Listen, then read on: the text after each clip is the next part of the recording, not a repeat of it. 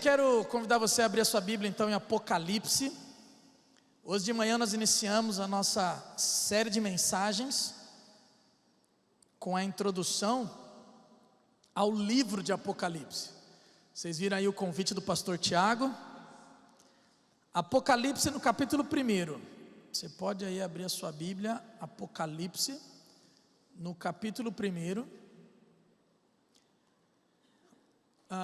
Vocês, no IPI Notícias, ficou aí o convite do pastor Tiago, porque nós iniciamos hoje a nossa série de mensagens, que na verdade vai ser sobre as cartas às 7 igrejas.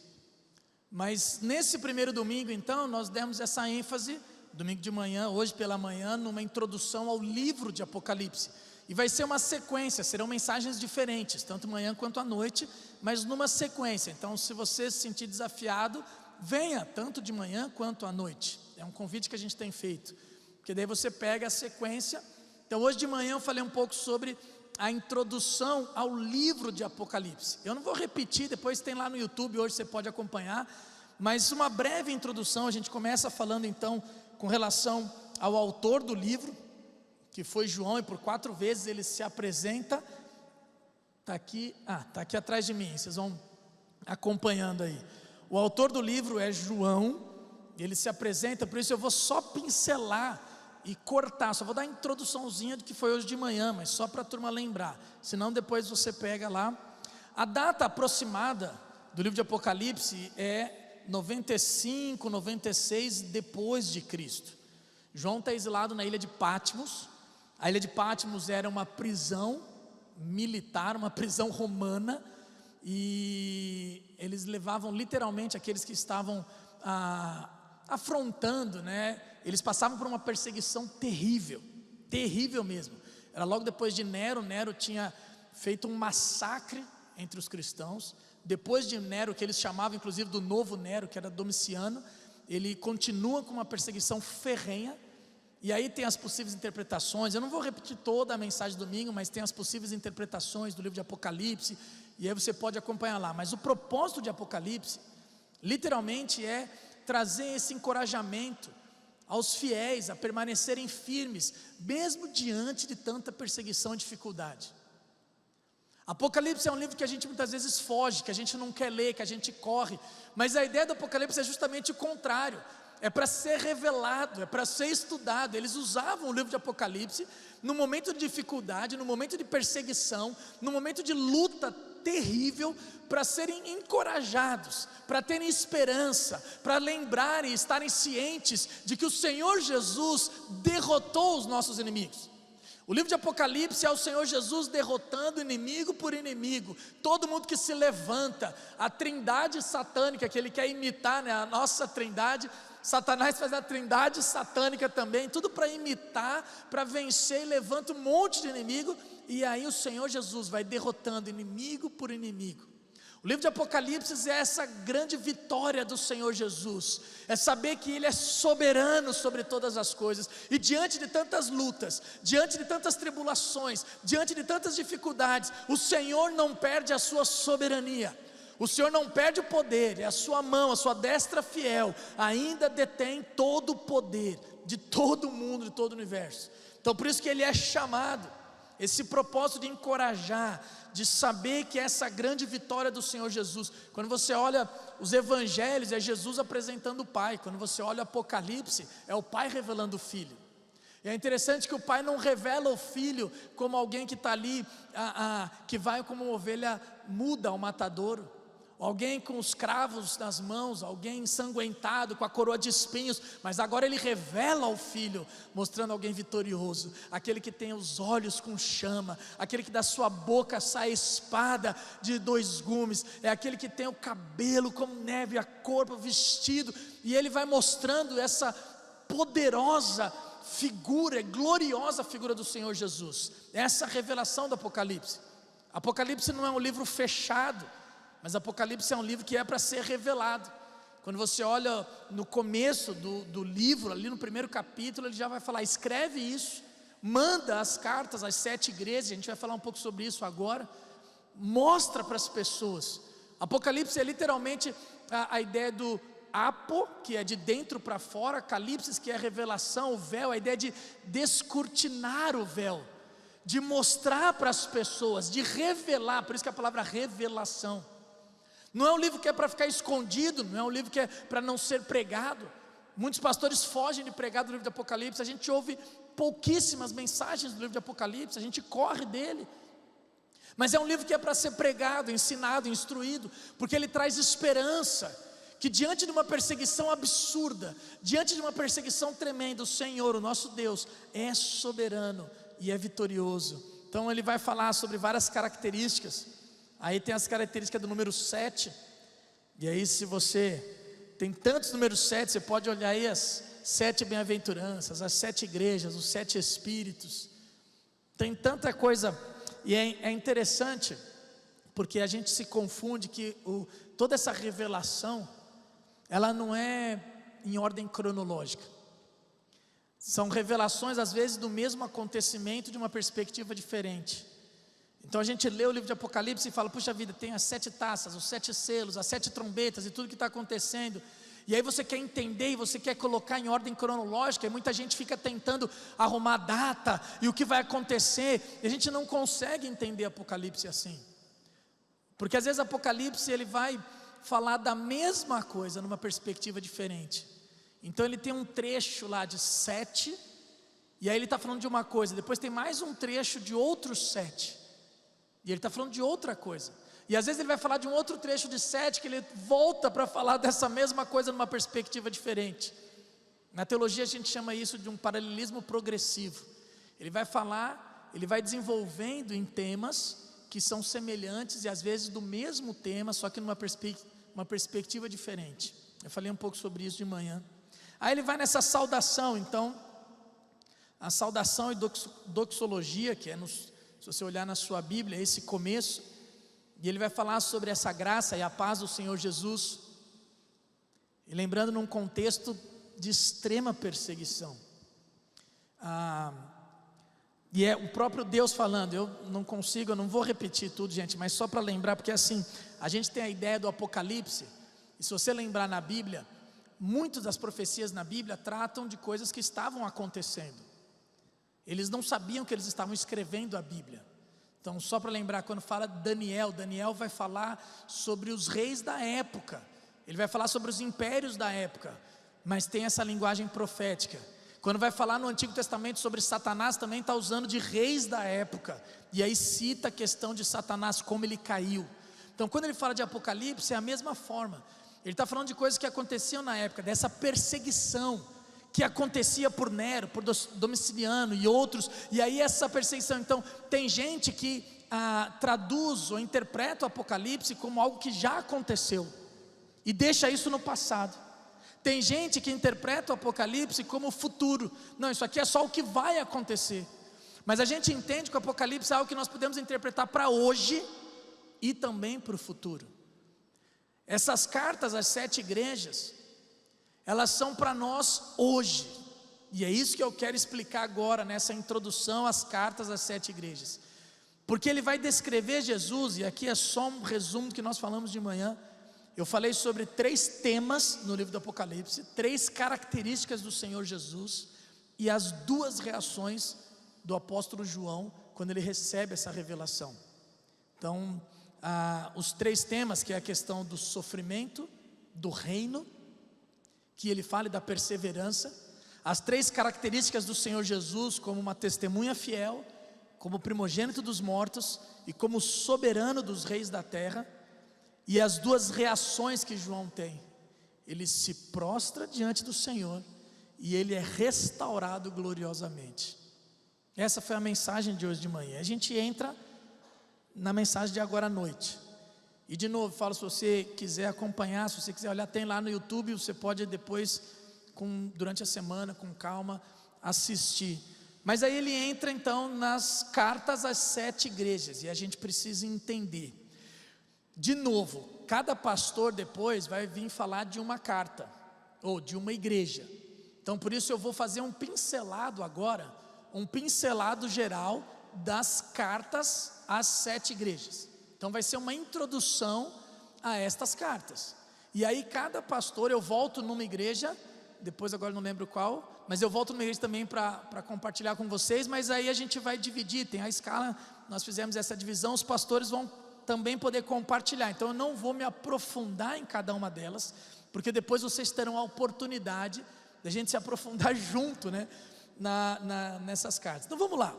Quando a gente olha para essa estrutura de forma geral, das cartas às 7 igrejas do Apocalipse, lembrando que ela tem um padrão, e eu não vou entrar aqui nessa questão como eu não entrei no livro, da questão das posições escatológicas. Eu não sei se você já ouviu falar sobre isso, as diferentes posições escatológicas. Eu sei que acaba isso influenciando muito no nosso posicionamento enquanto cristãos. A gente fala pouco sobre isso, mas no começo a questão, não sei se você já ouviu falar do pós-milenismo, pré-milenismo, pré-tribulacionismo e o amilenismo.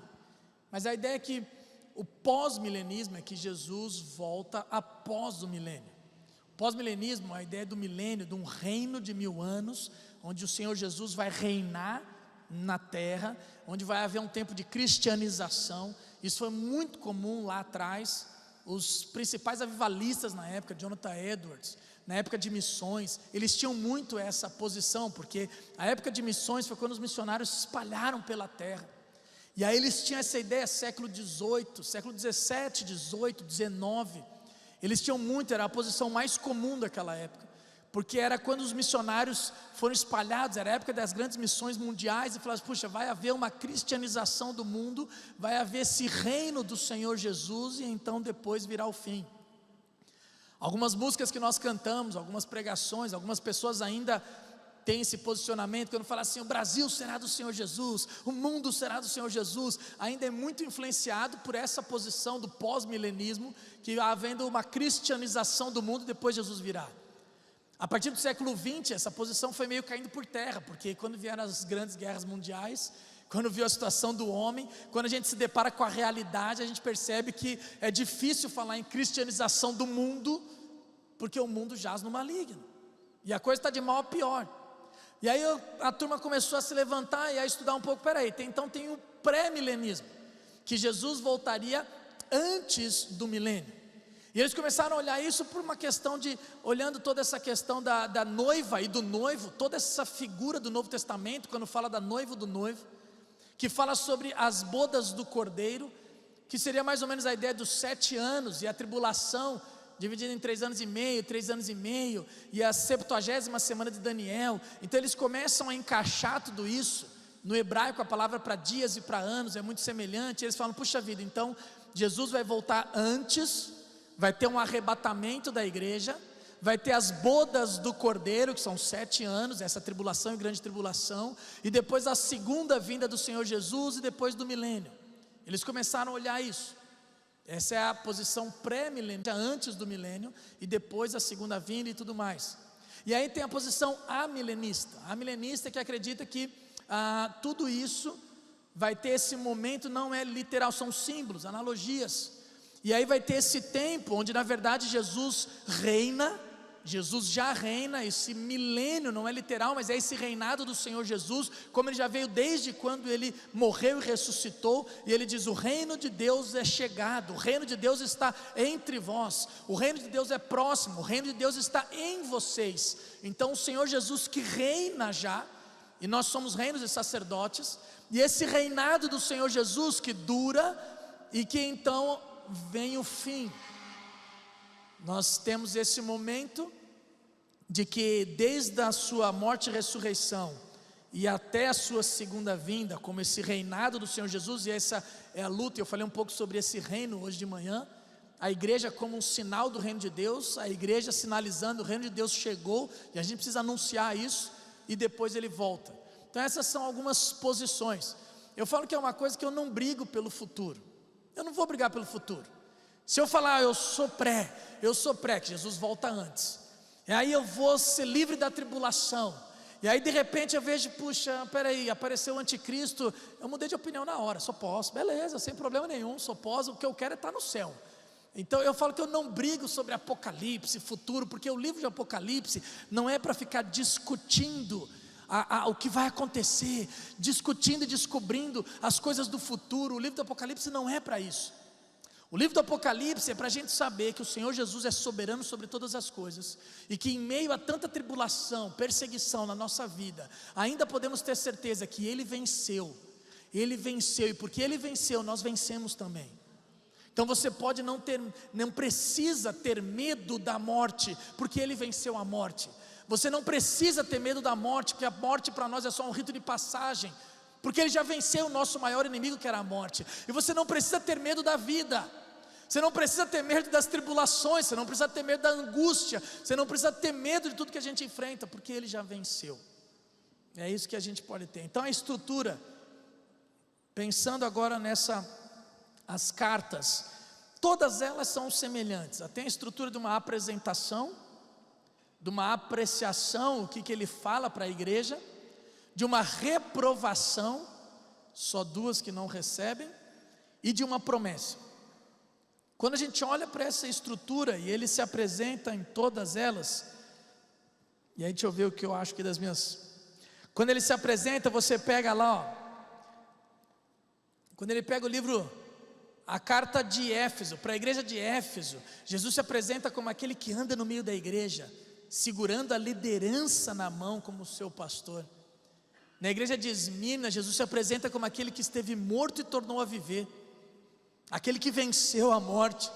Para a igreja de Pérgamo, Jesus se apresenta como aquele que tem a espada afiada de 2 gumes, que exerce o juízo e separa a verdade do engano. Para a igreja de Tiatira, Jesus se apresenta como aquele que tem os olhos como chama de fogo, que tudo sonda e conhece. Para a igreja de Sardes, Jesus se revela como aquele que tem os 7 Espíritos de Deus, a plenitude do Espírito, o único que pode dar vida para uma igreja morta. Para a igreja de Filadélfia, Jesus se apresenta como aquele que tem a chave de Davi, que abre e ninguém fechará, e que fecha e ninguém abrirá. Para a igreja de Laodiceia, Jesus se apresenta como aquele que é constante e fidedigno no meio de tantas mudanças.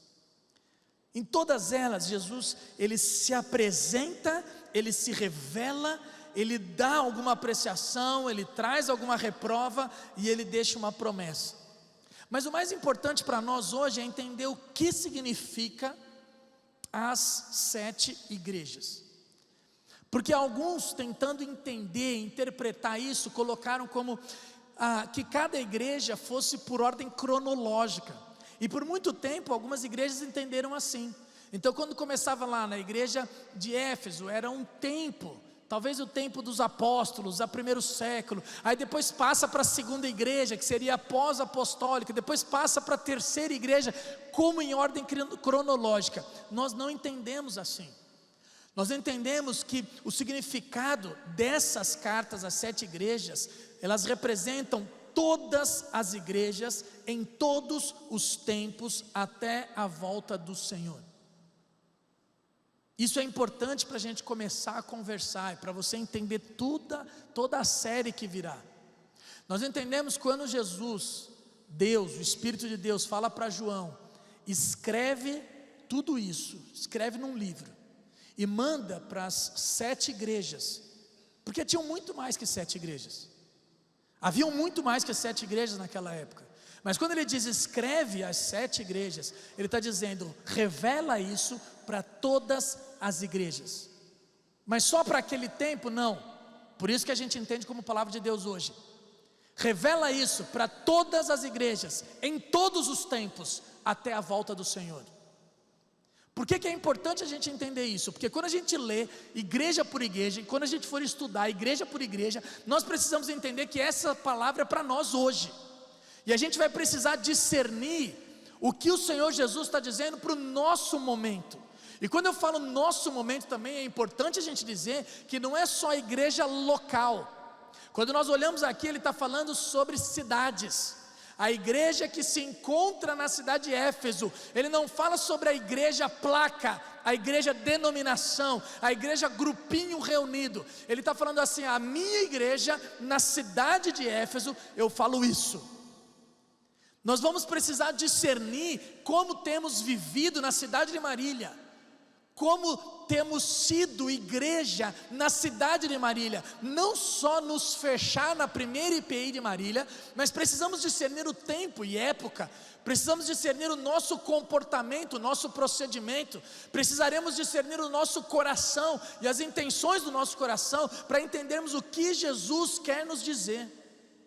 Quais são as reflexões em todas essas? São 7 igrejas, a gente vê como que ele vai se apresentando, e aí nós precisamos entender isso. Então todas essas igrejas representam todos os santos, todas as igrejas, em todos os tempos, até a volta do Senhor Jesus. Por isso, é importante a gente estudar, porque esse capítulo 2 e 3 de Apocalipse, ele nos representa, e a gente precisa entender como que eu me encaixo, como é que eu estou, tanto como igreja, quanto pessoalmente, como é que eu estou nisso tudo. Então a estrutura, quando você olha para lá, 2 recebem somente elogios, né? Esmirna e Filadélfia recebem somente elogios. 4 igrejas, elas recebem elogios, mas recebem críticas. Éfeso, Pérgamo, Tiatira e Sardes, elas recebem elogios, mas recebem críticas. E uma igreja só recebe crítica, Laodiceia. Então a gente vai olhar para essas igrejas, e aí a gente vai tentar entender, será que eu estou recebendo elogio do Senhor? Será que eu estou recebendo elogio, mas ele dá uma crítica, precisa puxar minha orelha? Ou será que eu estou recebendo só crítica do Senhor Jesus? Você vai precisar discernir isso. Portanto, venha, acompanhe os próximos cultos, manhã e noite. Manhã vai ser uma igreja, noite vai ser outra igreja. Manhã vai ser uma igreja, noite vai ser outra igreja. Daqui até dia 12 de junho, que celebraremos então o aniversário da nossa igreja, de 91 anos. Então venha, participe. Então essa é a estrutura da carta. E aí eu quero trazer alguns ensinamentos para nós, pensando nesse apanhado geral, de como que o Senhor se revela às 7 igrejas, geral, e aí nós vamos olhar igreja por igreja. Mas quais seriam então os ensinamentos, olhando no aspecto geral a essa introdução às cartas às 7 igrejas?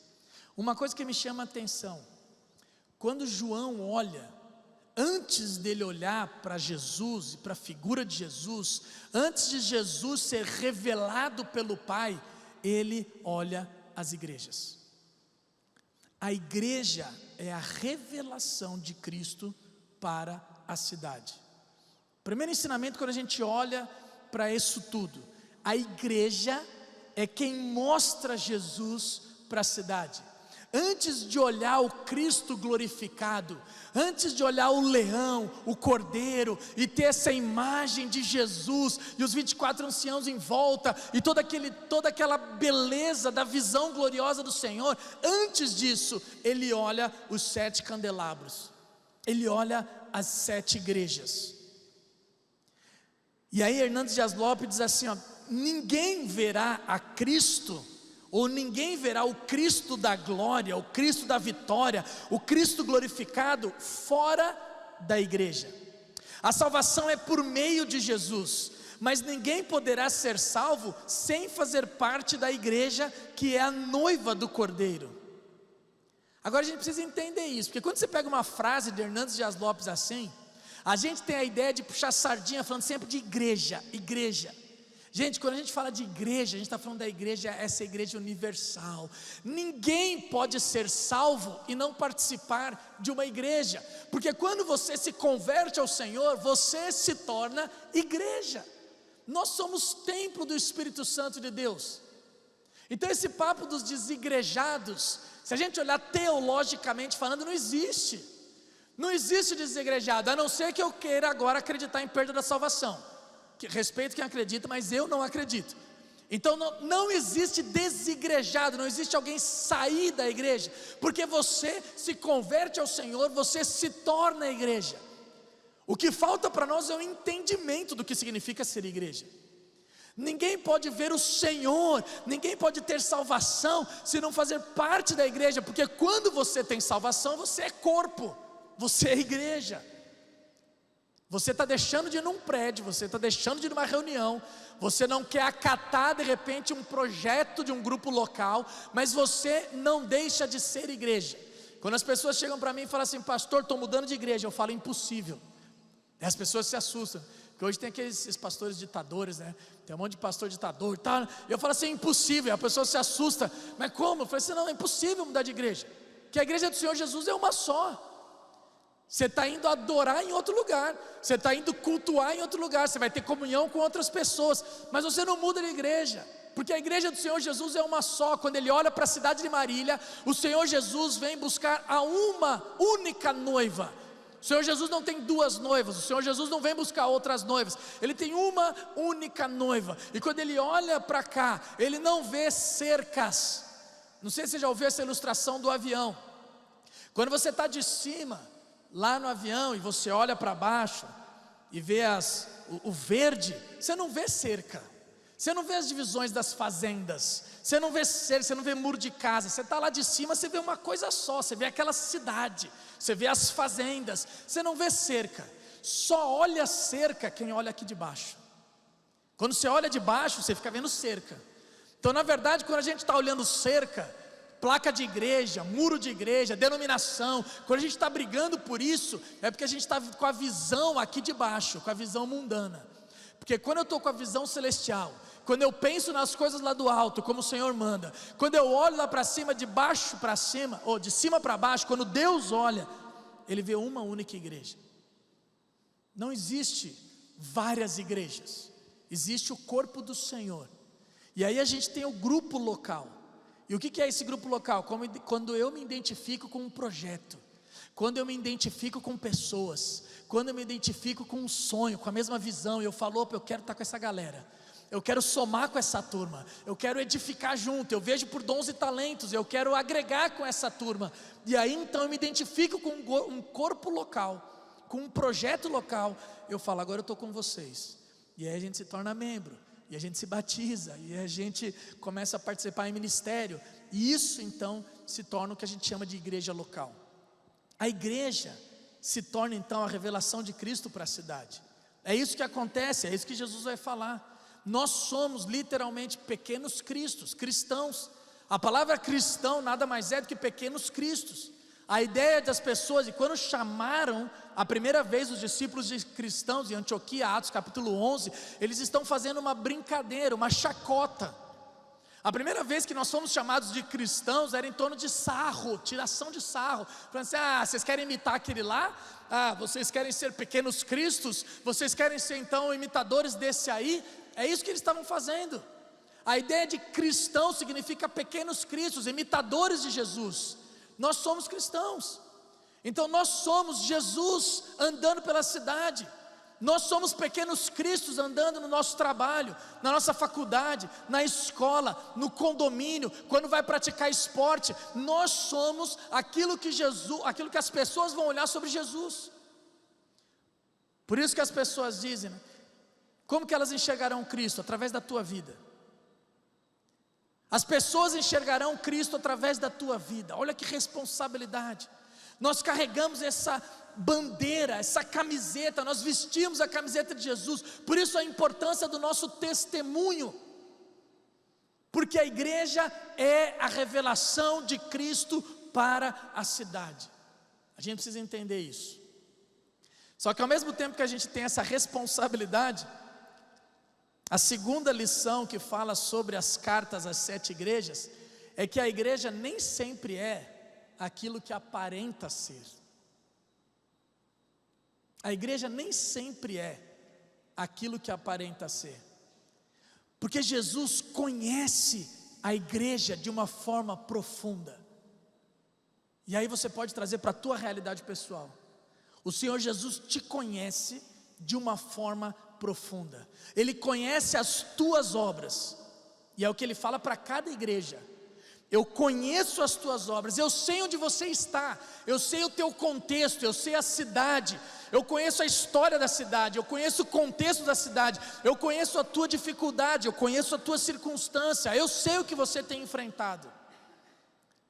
E aí por isso Ele vai dizendo: Por exemplo, para a igreja de Éfeso, ele vai falar: você é ortodoxa, você é trabalhadora, você mantém a doutrina, mas você perdeu o seu amor. Para a igreja de Esmirna, ele vai dizer: você é pobre aos homens, mas é rica em Deus. Para a igreja de Pérgamo, ele vai falar: tinha gente comprometida, e na igreja de Pérgamo tinha gente comprometida até a morte. Ele diz lá, muitas pessoas sendo martirizadas, mas ao mesmo tempo, tanta gente caindo na sedução do pecado. Para a igreja de Tiatira, trabalhando mais do que o início, mas também esse trabalho sem vigilância, também não agrada a Deus. Quantas pessoas trabalham, e trabalham muito, trabalham para o Senhor até, trabalham na obra do Senhor, mas não trabalham com o Senhor.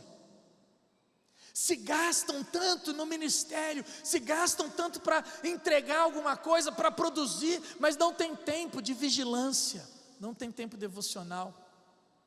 Quantos pastores têm enfrentado a vida assim?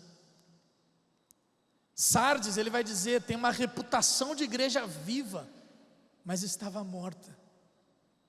Filadélfia, fraca aos olhos humanos, mas poderosa em Deus. Você vê que as duas igrejas, quando ele elogia, tanto Esmirna quanto Filadélfia, que não tem nenhuma crítica, até nessas duas ele fala assim: vocês aparentam coisa que parece fraca aos olhos humanos, mas poderosas em Cristo.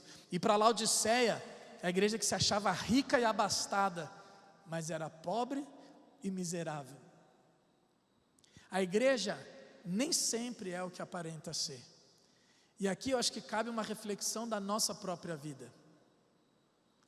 Nós vivemos uma época de muitas pessoas que vivem de aparência, igrejas que vivem de aparência. Você encontra as pessoas na rua, e se encontrar gente de outra igreja, então vai dizer assim: então se você encontrar gente que era da nossa, para mim e para você, Jesus nos chama ao arrependimento. Jesus nos chama ao arrependimento. Quando a gente olha, a igreja de Éfeso foi chamada a lembrar-se de onde caiu, a se arrepender e a voltar à prática das obras que fazia no início.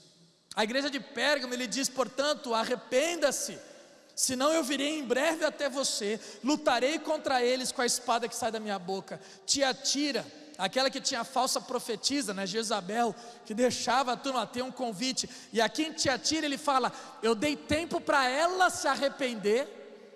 Se você olhar Tiatira, a gente depois olha, eu dei tempo para ela, para essa Jezabel, eu dei tempo para ela se arrepender, e estou avisando vocês também, chamando vocês ao arrependimento. Para Sardes, as suas obras não são íntegras, e é chamada a lembrar do que ouviu e a se arrepender. E para Laodiceia, é chamado para olhar para a vida numa perspectiva de Cristo e a arrepender-se.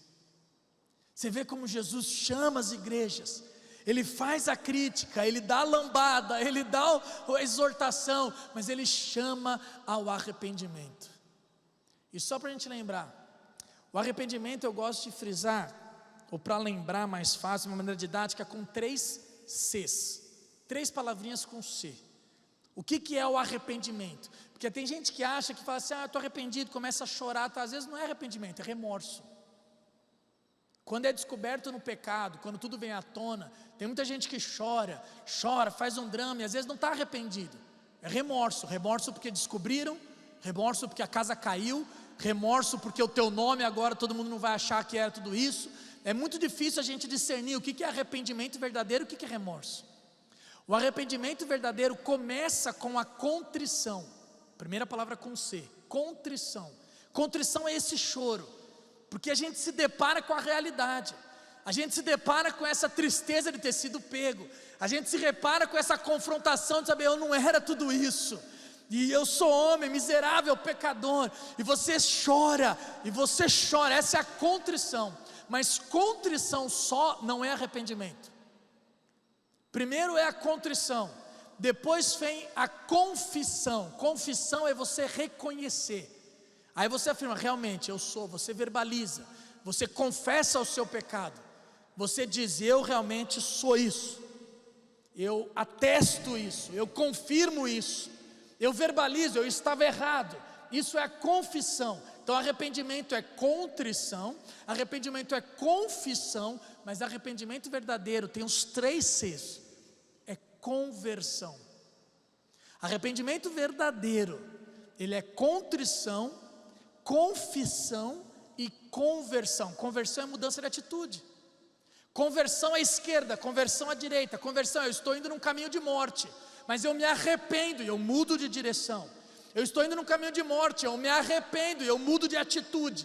Eu estou indo num caminho de morte, eu me arrependo e eu mudo de comportamento. Então, querido, Jesus nos chama ao arrependimento. Se você de repente tem percebido essas atitudes, esses pecados existentes na sua vida, se você tem percebido estes pecados que se encontram nas cartas às 7 igrejas, de esfriamento, perseguição, heresia, imoralidade, presunção, apatia, se você tem percebido isso, Jesus te convida ao arrependimento.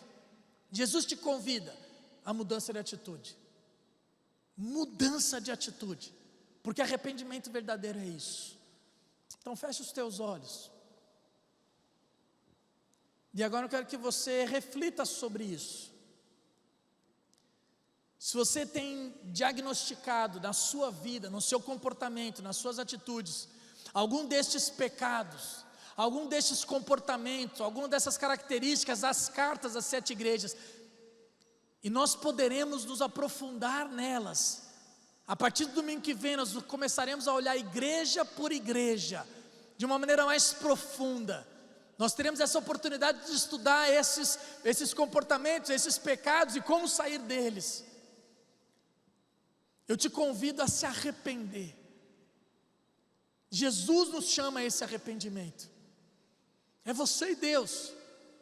Essa contrição, essa confissão, mas essa conversão, essa mudança de atitude. Se você tem percebido, Jesus te chama ao arrependimento, Jesus te chama a uma mudança, e Ele se coloca como ao vencedor. Nós vamos poder olhar cada uma dessas igrejas. O chamado é: aquele que tem ouvidos para ouvir, ouça o que o Espírito diz às igrejas. Aquele que tem ouvidos para ouvir, ouça o que o Espírito diz às igrejas. Se Deus, o Espírito Santo está falando com você, ouça, abra os seus ouvidos espirituais e deixa o Espírito Santo ministrar na tua vida. Senhor Jesus, nós te agradecemos pela tua palavra, te agradecemos pela maneira que o Senhor nos corrige, Pai, porque mesmo quando o Senhor traz uma palavra dura, mesmo quando o Senhor traz uma palavra dura, às vezes até sem elogio, é só crítica, como a igreja de Laodiceia, ainda assim o Senhor nos convida ao arrependimento e traz promessas poderosas de salvação, de vitória ao vencedor. Pai, em nome do Senhor Jesus, faz isso conosco, Pai. Mas o primeiro passo é o arrependimento. O primeiro passo é reconhecermos as nossas obras ruins, o primeiro passo é reconhecermos os nossos pecados, o primeiro passo é esse chamado ao arrependimento, em que então, nessa noite, essa série comece com esse arrependimento individual, cada família, olhando para si mesmo, olhando para o seu coração, olhando para a sua vida espiritual e se arrependendo. Se tiver alguma coisa para mudar, que o teu Espírito Santo possa nos fortalecer, que o teu Espírito Santo possa nos capacitar a uma conversão, a uma mudança de atitude, a uma mudança de comportamento, em nome do Senhor Jesus. Pai, que o Senhor fale conosco e que o Senhor nos chame e nos capacite ao arrependimento. Em nome do Senhor Jesus é que nós oramos. Amém e amém, queridos.